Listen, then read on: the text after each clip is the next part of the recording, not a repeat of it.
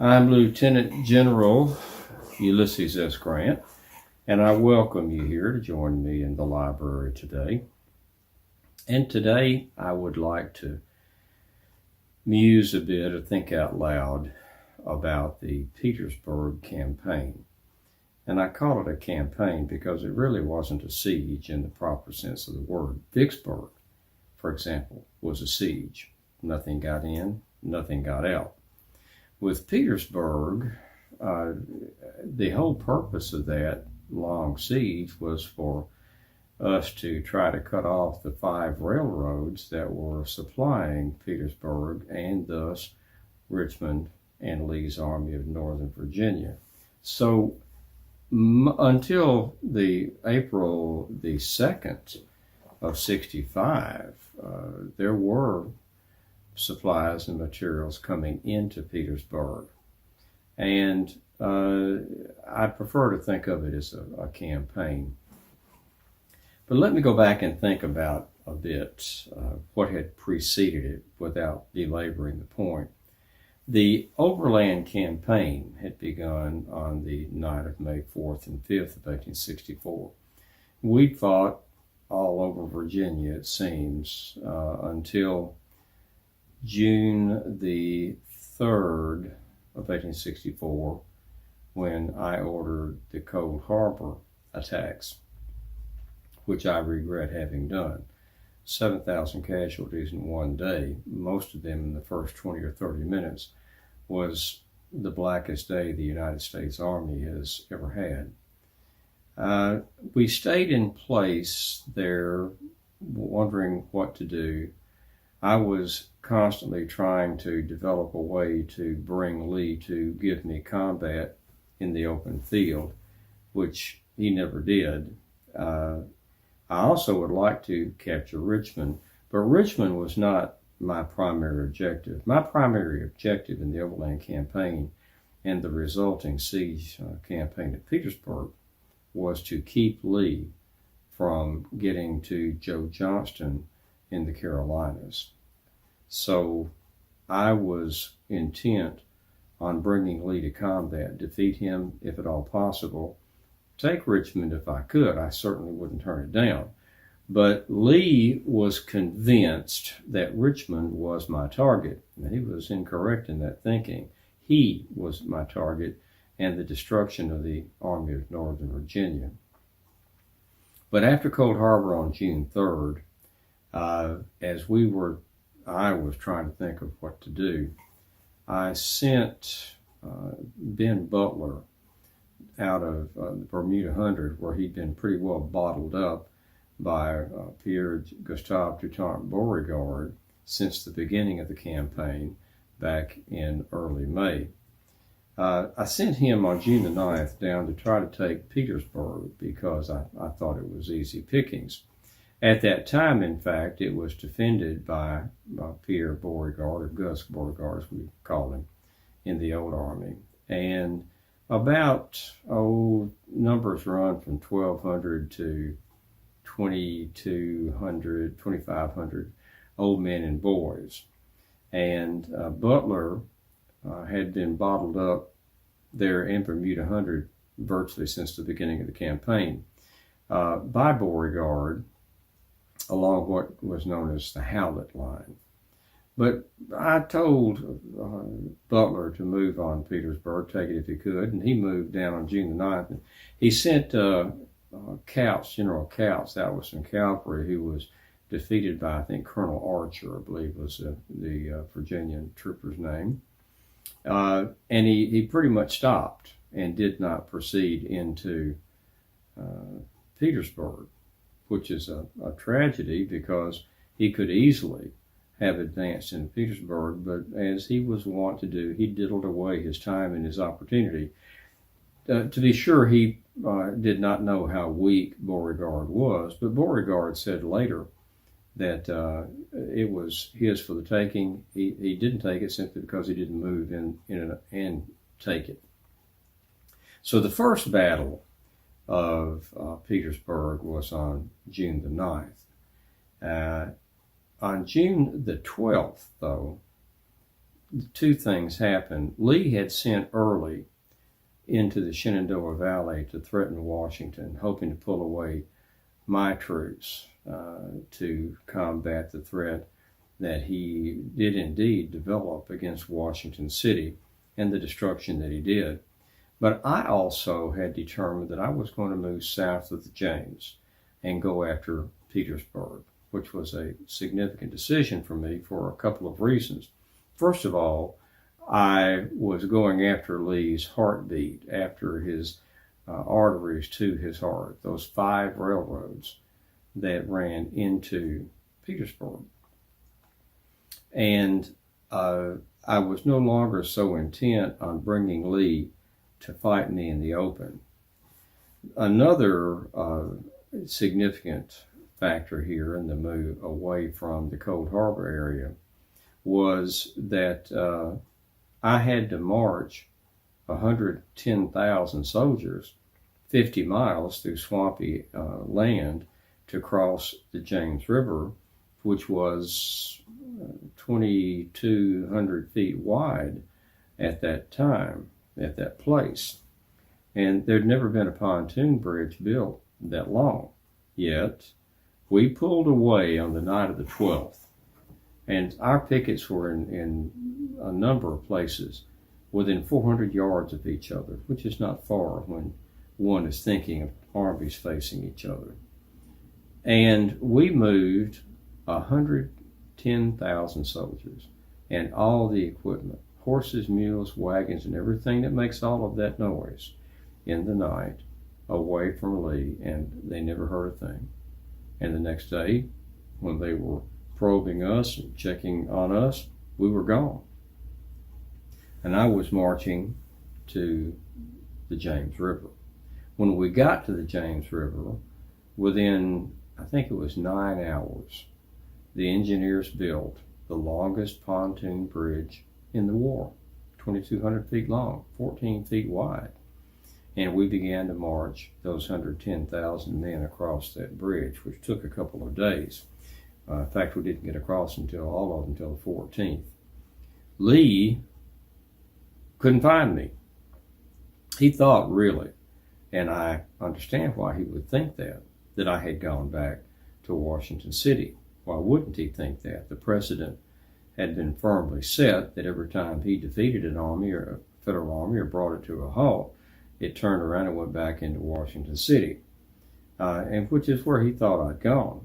And then he began to find out about activity on our part and wasn't sure where I was going or what I was going to do, but he did not think that I was going for Petersburg. In fact, it wasn't until actually June the 18th, the night of the 17th, 18th, that he realized I was indeed going for Petersburg. Caught him by surprise on that one. But we were moving on Petersburg to take those railroads. That was my objective. Still wanted to bring Lee to combat in the open. Still wanted to defeat him. Most certainly still wanted to keep him pinned in Virginia. But when looking back a few days before with Butler, he could so easily have taken Petersburg and possibly shortened the war by several months. Beauregard only had 2,500 troops, but after I crossed the James, Beauregard knew what was going on, or he thought he knew what was going on. He was sending General Lee messages, and Lee, frankly, was ignoring him. Lee did not believe him when he said, "There's a substantial force in front of me.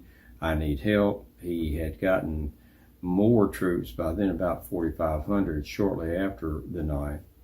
And then by the 14th, he had pulled away most of the troops from that Howlett line that was keeping Butler plugged, because he felt, well, Butler's in front of me. I don't need to keep those troops there.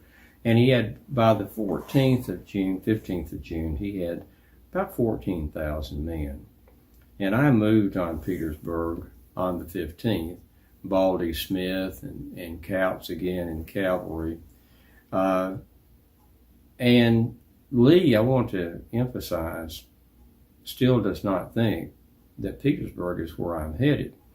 But we went after the Dimmock line, which had been built, a defensive line about 10 miles long, which encircled Petersburg from east to west on the Appomattox River. Some 55 gun emplacements, very substantial defensive line. And we hit that, and however, they had some success. Took, I think, a mile of lines there on the Dimmock line, and Beauregard fell back. But Smith stops. Now, Kautz was waiting to hear. He had made a separate attack, waiting to hear Baldy Smith, but he never heard Baldy Smith, so he pulled back. After he pulled back, Smith had made the attack, and it was a debacle.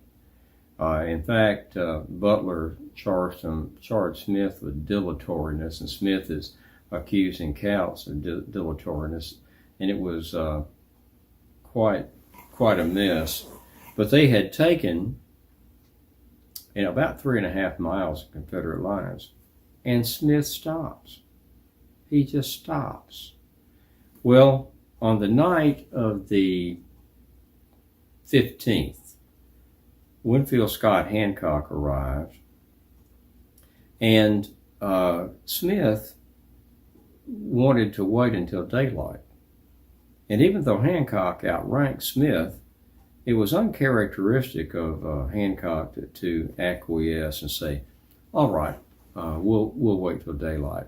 But his men were exhausted. They'd had a forced march of a number of miles, and at the time it was all right for Hancock to wait. Well, while Hancock is waiting, Beauregard is stripping that line, the Howlett line, and he's pouring 14,000 troops into those trenches facing him, those heavily dug in emplacements facing the Federals.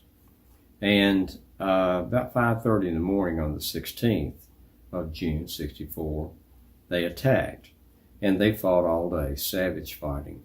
But by the end of the day, they were eventually pushed back, and it was to no avail. However, during the night of the 17th into the 18th, Beauregard has pulled back a substantial distance, I think close to a mile, closer to Petersburg. And Lee, by this time, has gotten the message, many messages actually, from Beauregard. He still refuses to believe that Petersburg was my objective. And again, just dismissed Beauregard's pleas. But his own son, Rooney Lee, had seen some activity and convinced his father Petersburg was where I was going. And Lee had some consternation about that, listening to his own son tell him Grant's after Petersburg. And he sent 2 divisions, I believe it was, at about 3:30 in the morning, and they got there by daylight on the 18th. Well, Beauregard, as I said, had moved back, and the initial assault troops, Federal troops, had an easy going there for a while, and they thought, understandably, they thought Beauregard had evacuated and gone, and then they hit the entrenchments that he had built and the breastworks he'd built overnight. And 2 divisions of the Army of Northern Virginia is there, and Beauregard was in command of the District of North Carolina and I think Southern Virginia. That's what they called themselves. So there were 2 Confederate armies there. There were 3 Federal armies, Army of the Potomac, Army of the Shenandoah, and the Army of the James.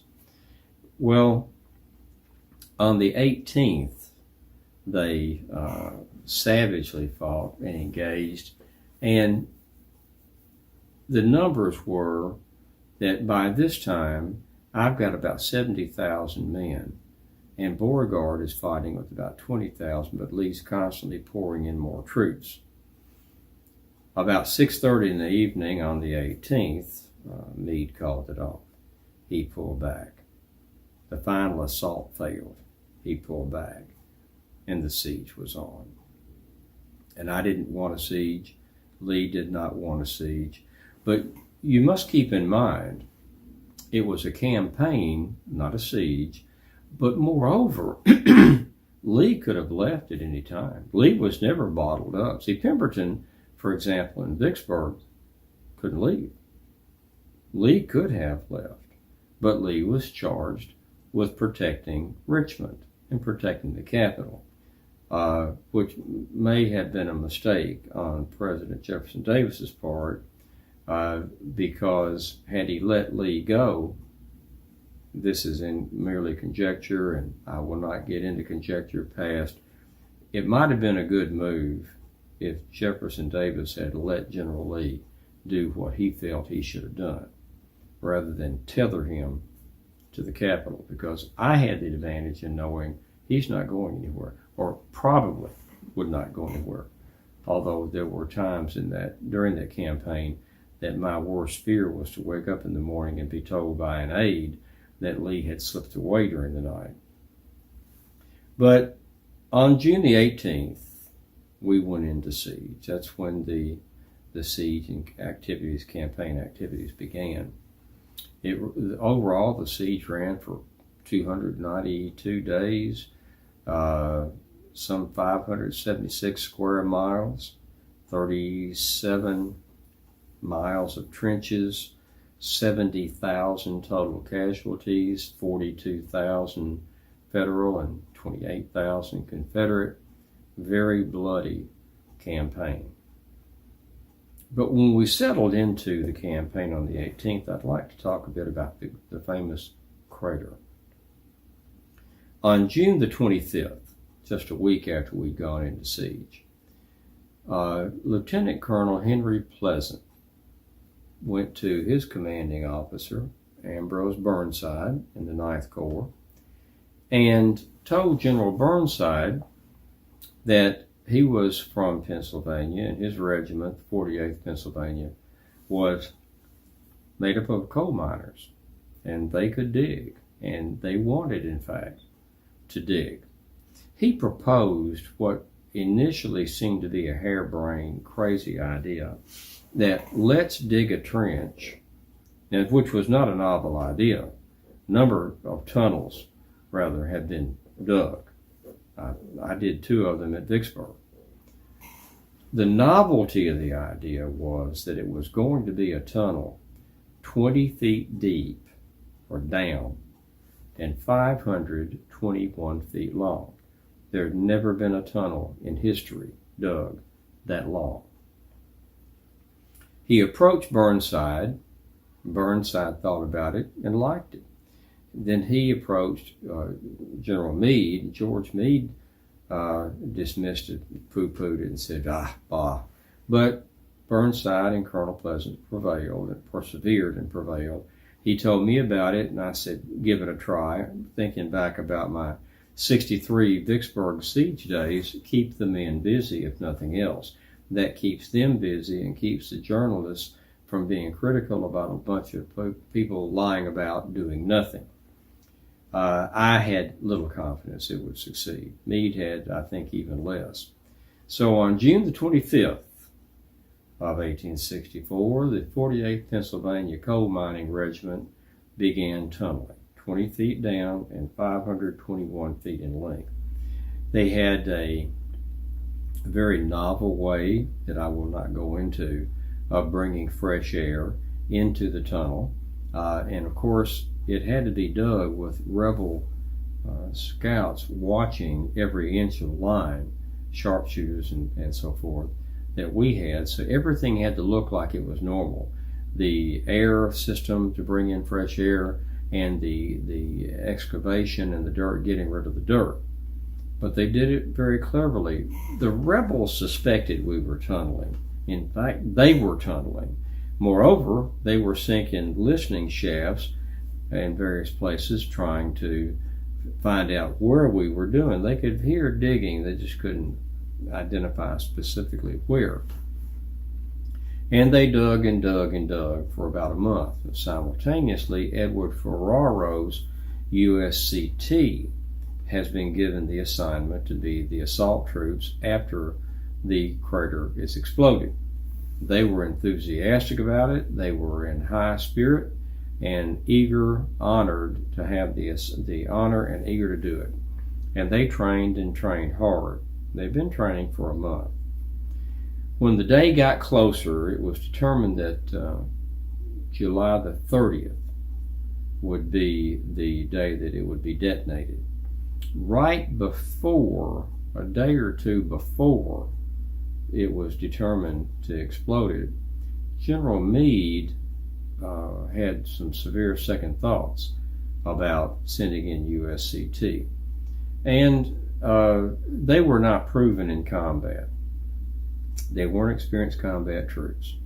And he was very concerned and told me as much, and I came to agree with him, that if we sent those black troops in and things went wrong, and the majority of them were killed and wounded, it would look like we had used them, General Meade felt it would look that way, as cannon fodder, that we'd push the black troops into the breach and let them take the brunt of the response, and then we'd send in the white troops. So he was very concerned that would look bad, particularly when you've got the Committee on the Conduct of the War being very critical of everything that's happening, scrutinizing every move that's made. He prevailed on me to pull the black troops out of the assault and send in white troops. Well, this was greatly disturbing to General Burnside, and there was poor leadership, including some questionable decisions on my part here that I look back on and shake my head. One of the decisions that was not a good one was for Burnside, in selecting which of the three remaining regiments would go in and make the assault. He drew straws. He had them draw short straw. Not an effective leadership practice. And James Ledley, General Ledley, his regiment was given the honor of assaulting. And the two things were wrong with that. First of all, Ledley, those troops were not trained as the USCT had, but Ledley didn't even talk to them about what they were to do. They were not told what to do. They were given no instructions, just when it blew up, go. And that was another poor decision. But moreover, Ledley had a drinking problem, and in the assault itself, he was back in his bunker drunk. Another problem, though, was Edward Ferraro, who had been a dancing instructor before the war, part-time dancing instructor at the military academy, had formed the regiment. I don't recall the number, but that they called themselves the Shepherd, S-H-E-P-A-R-D as a name, Shepherd Regiment. In fact, he outfitted them out of his own pocket. He, of course, is elected colonel. Then he becomes a brigadier general, and then that is taken away. It was revoked, and then he was given another one. Up and down career. He fought with me in the Vicksburg Campaign. He was in Virginia, then he went west, and he's back in the east with me again, and has done all right. But he too apparently has a drinking problem, because when the command was taken away from him to lead his black troops into the crater, he was back in the same bomb-proof with Ledley, and they were both seen there passing a bottle of rum back and forth. And he was no help in training, advising the white troops that replaced his troops. So the two men, one had been charged with leading the assault, the other man was charged with leading the assault, were both commanding officers were back in a bomb-proof behind the lines, drunk. Now they dug the 48th Pennsylvania, a 521-foot tunnel, 20 feet down. When they got to 521 feet, they dug two 20-foot wings in a T. They put 4 tons of black powder in those two wings. And of course, they've got a fuse that runs 520 plus feet. And they, on the morning of July the 30th, very early morning after midnight, they lit the fuse and waited and waited and waited. Finally, it becomes apparent, not obvious, but apparent, that the fuse had gone out. Well, it took a couple of brave men to walk humped over. They could stand a bit humped over, to go 520 something feet, 21 feet, I think, and relight that fuse. Now, what if it hasn't gone out? It's a slow burn. It was certain death of those two volunteers. What if they found it had gone out? They'd have to be very spry to run back however many 100 feet it would be to exit the tunnel before it detonated. But they went in. It had gone out. They relit it. They very quickly, I suspect, evacuated the tunnel. And interestingly enough, they packed the edge of the opening of the tunnel to keep the force from blowing back and going up. When it went off at 4:44 a.m., the crater was, I think, 160, 70 feet long, some 60 feet wide, and some 30 feet deep. About 300, numbers are 275 to 325 North Carolina, I believe, troops just disappeared. Some artillery and many other men were killed and wounded. And of course, by this time, though, I had decided I needed to be on the scene. I had not been directly involved, and I should have been. I was too distant. I was letting other people handle that matter, and I had become uncomfortable with that. So I went to the side of the crater and the blast. They rushed in, the troops rushed in, Ledley's regiment, and they went straight in the hole. See, the black troops had been trained to go around the hole, and their objective was Cemetery Hill, right behind where the crater blew up, because it was a high point looking into Petersburg itself.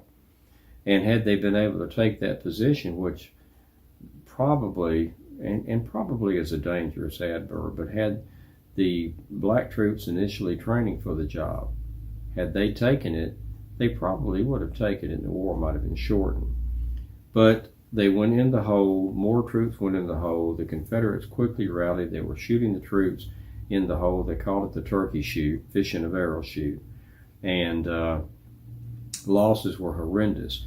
But the troops, Burnside kept pouring troops in, and they were actually pushing troops into the hole. They were yelling, don't come forward, but were being pushed in. And after an hour or so, we finally stopped that and tried to bring the debacle to an end. I told General Halleck it was the saddest affair I ever saw in the war. And the issue of the crater was brought to a close. The Confederates quickly, with William Mahone, quickly rebuilt their line, reestablished their defensive line, and what should have been a tremendous success on the part of federal troops was a disaster, an utter disaster. The slaughter was terrible. And we firmly settled in at that time to a siege after July 30th. The next time that we come together and I reflect, I'll talk about the rest of the Petersburg Campaign, the different assaults, and how it finally came to an end. But for now, I believe that I have said quite enough, and I will bid you, my friends, until we come together again in the library, a fond adieu.